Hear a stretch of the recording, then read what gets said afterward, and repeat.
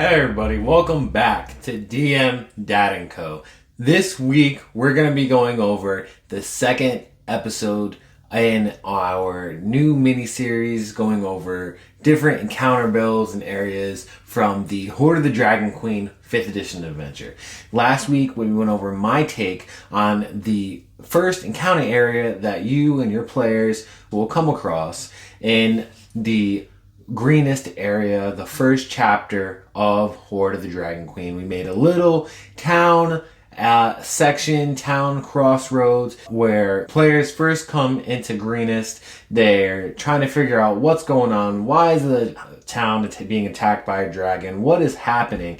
And they come across this family being chased by kobolds and have to defend them. Well, that is what we built last week. At least my personal take on it. So this week, what we're going to do is we're going to go over one of the additional missions in that chapter. We're going to go over the Save the Mill mission in the chapter. All right, now, so after your players finish the Seek the Keep mission in the first chapter of Hoard of the Dragon Queen, they arrive at the keep in the town of Greenest and are given a chance to complete several different missions throughout the night while this attack on the city is going on.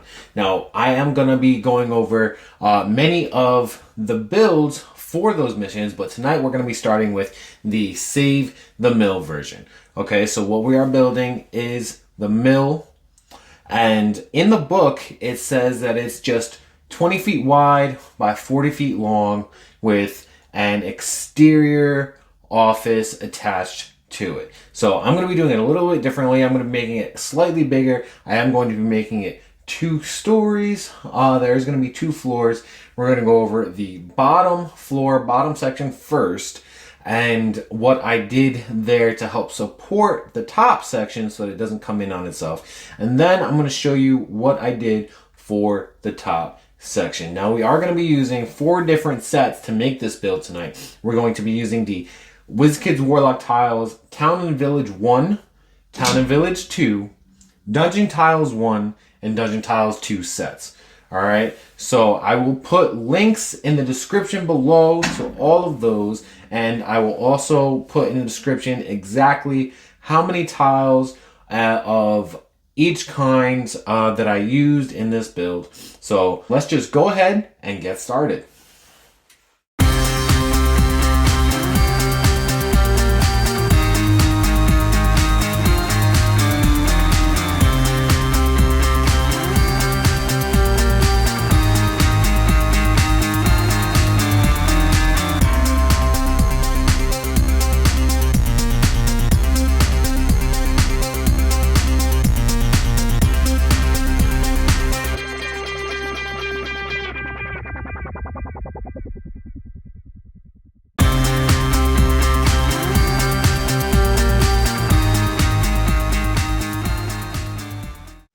Okay, so first floor is done. This is basically the main area of the mill. We have the main floor. Instead of it being 20 feet wide and 40 feet long, it is now 30 feet wide and 80 feet long. And we have here the exterior connected office mentioned in the book. We put up some of the interior walls to separate that off. It is just all one big piece, and that's what we're using the walls for. I do have interior walls here that I'm going to show you. What I did with them is so that the second floor will remain stable when you put it on top. Okay, so these aren't actually part of the encounter. You can remove them if you want. You can keep them in where they are for just some extra obstructions while you're running the encounter if you choose. But the only reason that I have them in here is to help keep the second floor supported when we do that. All right, so I'm going to go ahead and put these in here now. All right, so now what we're going to do is we're going to go ahead and create the second floor. Let me just move this out of the way real quick, and we can get started on that.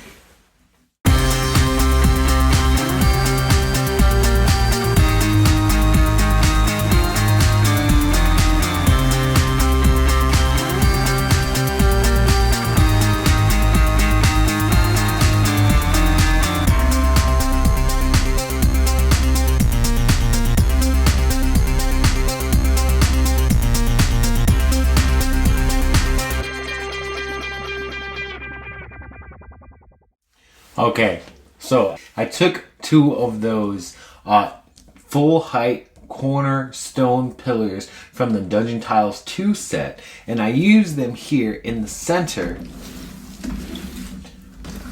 of the second floor build as kind of pillars to help hold this up on top of the interior walls that we put into the bottom floor.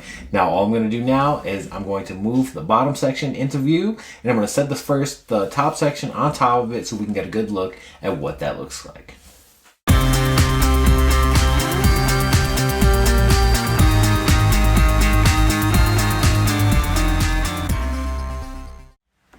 And there you have it, folks. That was my take on the mill from the Save the Mill mission in Horde of the Dragon Queen. Not too complicated, fairly simple build, I think, but one that definitely gives you a lot of play when you are doing it. Let me go ahead and just turn this around for you so you can see what that looks like from the front there. There we go. I'm gonna go ahead and just throw some minis in here real quick, some ambushers and whatever, so you can see what it looks like while it's populated. So let's go ahead and do that. Okay, that is it. I hope you guys enjoyed this video. Thank you guys so much for your support, for coming to check out my channel. And if you got any value out of this at all, if you enjoyed it at all, please don't forget to like and subscribe.